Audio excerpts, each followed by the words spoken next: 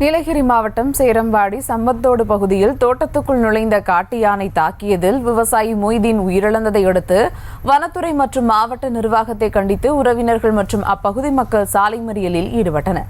இதுகுறித்த கூடுதல் தகவலோடு இணைகிறார் செய்தியாளர் ஞானசேகர். வணக்கம் ஞானசேகர், இந்த சாலை மறியல் தொடர்பான முழு விவரங்கள். வணக்கம்.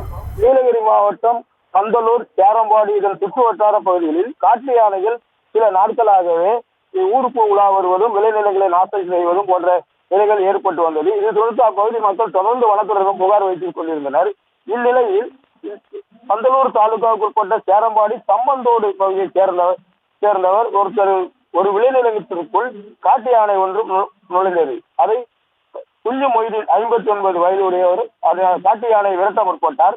அப்பொழுது காட்டு யானை அவரை தாக்கி அவர் சம்பவ இடத்திலே உயிரிழந்தார். இதனைத் தொடர்ந்து அப்போது பொதுமக்கள் மற்றும் உறவினர்கள் வனத்துறை மற்றும் மாவட்ட நிர்வாகத்தை கண்டித்து சாலை மறியலில் ஈடுபட்டு வருகிறார். இதனால் கூடலூர் மற்றும் கேரளா செல்லும் சாலைகளில் போக்குவரத்து பாதிக்கப்பட்டுள்ளது.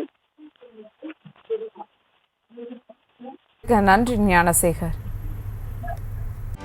செய்திகளை உடனுக்குடனும் துல்லியமாகவும் தெரிந்து கொள்ள சப்ஸ்கிரைப் பண்ணுங்க.